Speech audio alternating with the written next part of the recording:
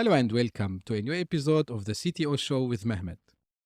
In today's episode, I want to discuss with you a couple of articles. I hope you find them useful.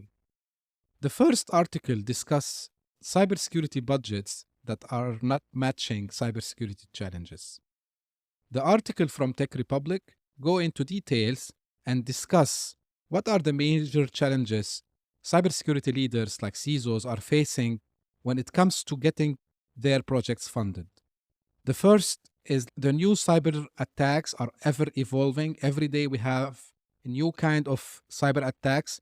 And to defend these cyber attacks, we need to implement new technologies.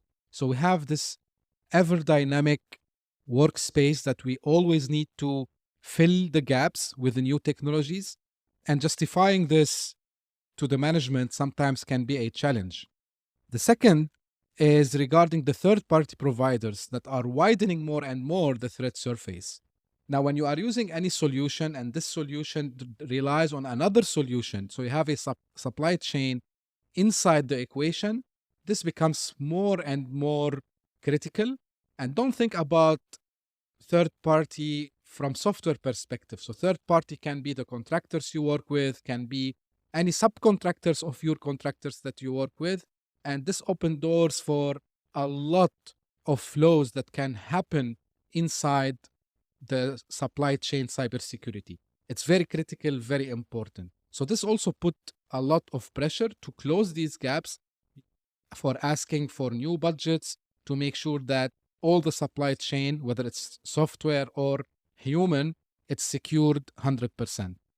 And what the article mentioning is that leaders are worrying more about the increase of these sophisticated attacks because the top concern for them is that how sure I am that I can first avoid this attack, second, stop this attack, and the last point is recover from this attack. So these are the three main top of minds for cybersecurity leaders. And if you look at the answers, it's not very brilliant. Like it's a massive number when I think about how confident these respondents were. They were asked about these three important topics. And the article goes further and discuss like about resiliency that should be included when the CISO talk to the C-suite. Now, CISOs, usually they must be meeting with the C-suite more often as per the World Economic Forum survey, which is based on the study that also Tech Republic mentioned inside here. And they talk about only 50% of C-suite meet with their CISOs. And this is my message to anyone who is a CEO, CFO, COO.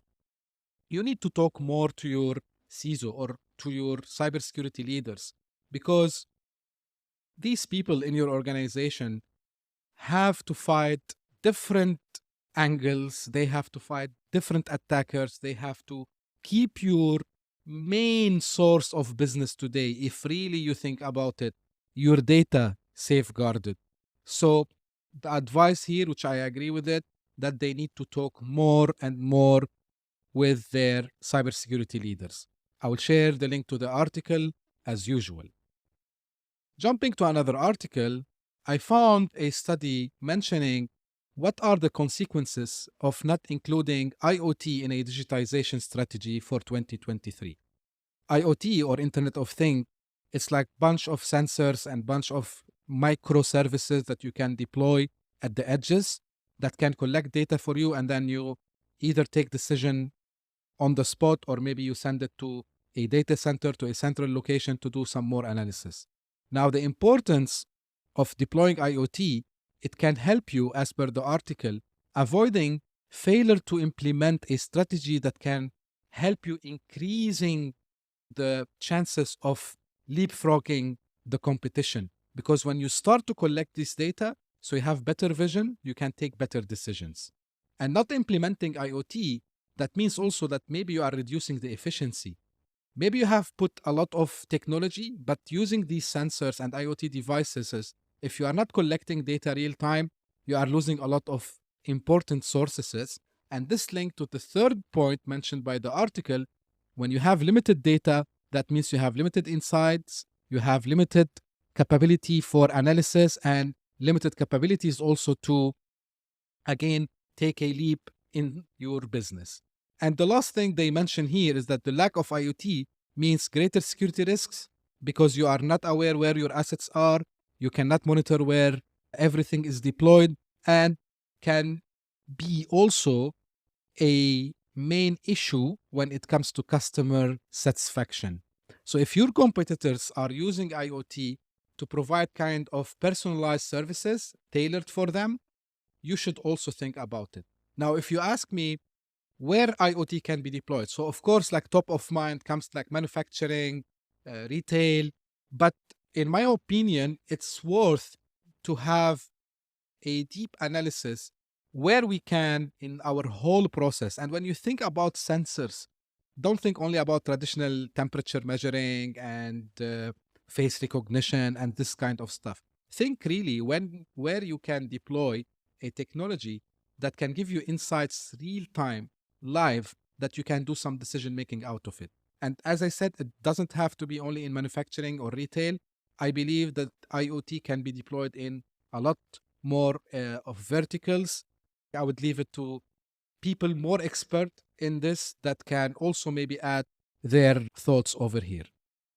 Jumping to ChatGPT. So almost every day I have something about ChatGPT, but today I found an interesting article that discuss how ChatGPT can help you innovating. Honestly, I started to use ChatGPT in a different way as well. If you see all the major posts and the viral posts on social media like LinkedIn or Twitter, you find people talking about just fun things sometimes, asking to write an essay or asking some questions to be solved. But one guy, he tried to really give a business problem and ask ChatGPT for answers. So in this article inside Inc.com, so the author, he asked ChatGPT about like how I can enhance the luggage delivery in the airport. Give me some ideas.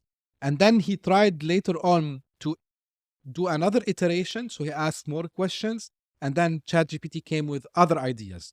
Of course, ChatGPT will not solve all the problems in the world, but it can really give you the hints that allow you to take some important decisions, or maybe sometimes it can inspire you to find the solution. So it's really cool technology, and don't think about it only in the AI generative way. It means like only it can write articles, it can write essays. No, you can ask it anything, and then you can even brainstorm with it, and it could give you really, really cool ideas. The last news I would share with you today, and this is something second time I'm doing it because I'm passionate. I like to talk about startups. So there is a Dubai-based company called Wafik, which they specialize in accounting and financial compliance. So they have raised $3 million. So the $3 million fund that they have secured, so it will allow them to expand their operations and it allow them to grow their business. Really cool stuff. I remember maybe 10 years back, we rarely used to hear about these news in our region. It was always Silicon Valley in Europe and sometimes in Singapore or Hong Kong or these hubs. But nowadays, the Middle East is very hot for startups. Every day, almost we hear similar news. So I wish I can see more of this news in the future, because really I believe that this region has a huge potential, whether it's UAE, Saudi Arabia, and the rest of GCC countries. Very encouraging environment for startups. And I am sure that we will see more of these in the future also as well. That's it all for today. Thank you very much. I hope you find today's content useful for you.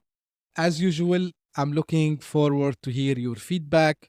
If you think I should discuss any topic, you want me to discuss any issue, you want me to have some analytical insights about any topic you want, I would be more than happy to do that.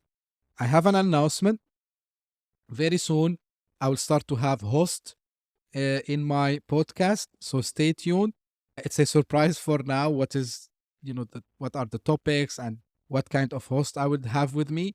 But stay tuned. It's something also I am passionate about it, and something that really I think it will have a huge impact, and it will also give you some inspirations. Thank you very much for listening to me today, and we will catch up in the next episode.